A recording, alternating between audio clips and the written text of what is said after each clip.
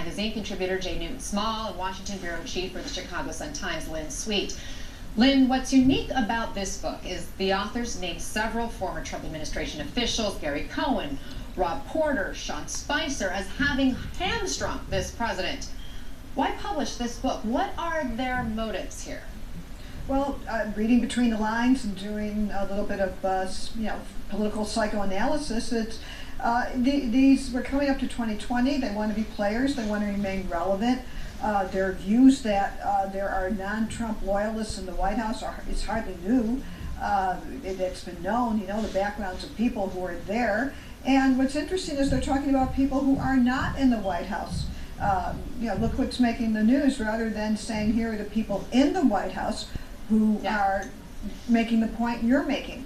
So I don't read a lot into it, except that everybody who has an inside tale to tell is entitled to tell it, and Corey and David certainly have their own unique history with Trump and want to put it out there. So I don't put a lot into it. I don't read a lot more meaning than what they say as to whether or not what they wrote foresees anything in the future that is meaningful as to what Trump may or may not do. Jay, do you think this is just a big publicity stunt? I can't imagine this pair in private haven't already said everything to the president that they say publicly in this book.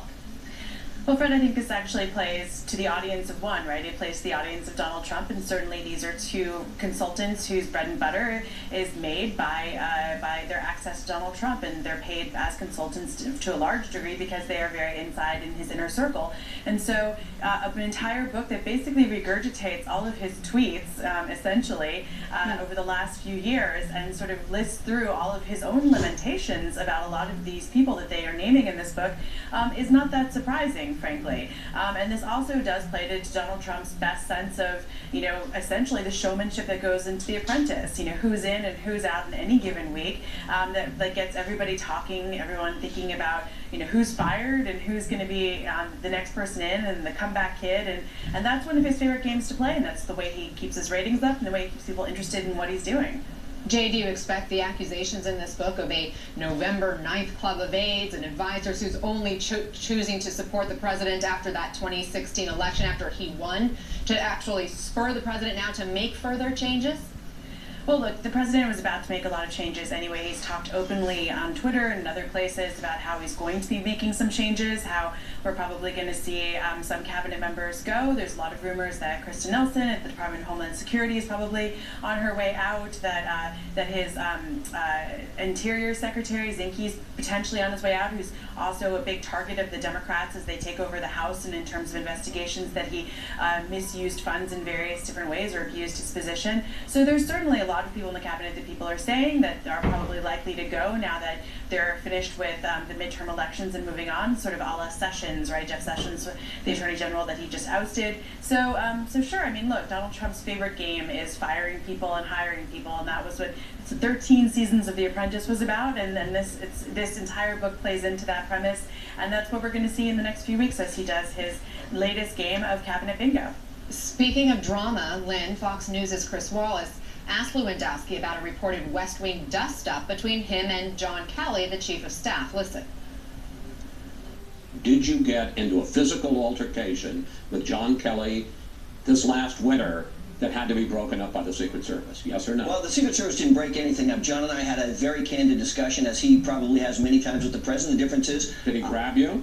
Look, I don't want to get into what John may or may not have done, but what I do think is he understands that my position is to support the president and the president's agenda all the time. Lynn, that's not exactly a denial. No, it's not a denial, and why play coy? And actually, if you're going to tell a tell-all book, that seems like a wonderful thing to have put in.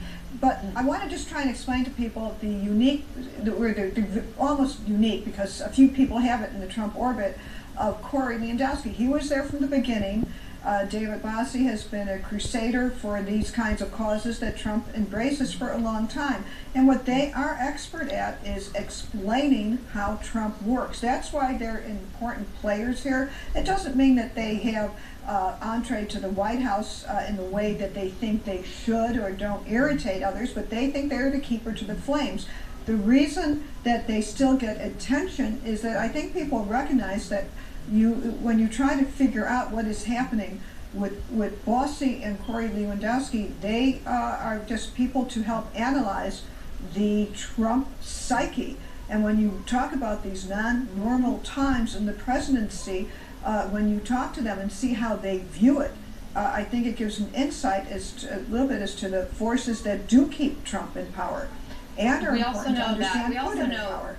Sorry, Lynn, didn't mean to step on you, but what you said reminded me the fact that we've had a lot of tell-all books from people inside the White House where there are sources that have been talked to, but a lot of these books don't include interviews with the president themselves. Right.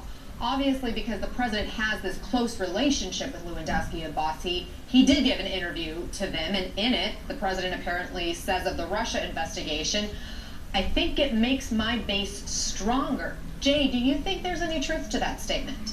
Well, and I think this is sort of classically what both Corey Lewandowski and David Bossy are sort of drumming up in this, essentially their own version of a witch hunt within the Trump administration, within his own ranks. It is that sense of the us versus them, right? That the more people are out to get Trump, the more his base rallies to him. And to that point, Trump said himself that the Mueller investigation essentially has strengthened his base's love for him. And so the same sort of factors are at play here with this idea that there are people betraying him from within the administration. It gets the base ginned up, it gets them worried that he's not protected, that he's not making the right decisions, and it gets them more and more passionately engaged in his causes and in his re-election, and that's what they're trying to do here. Well, one thing that's in the passage I read of an excerpt in the Post where they're talking about Bossy and Lewandowski about Trump talking about how much he's loved more because of this. So Vice President Pence is there,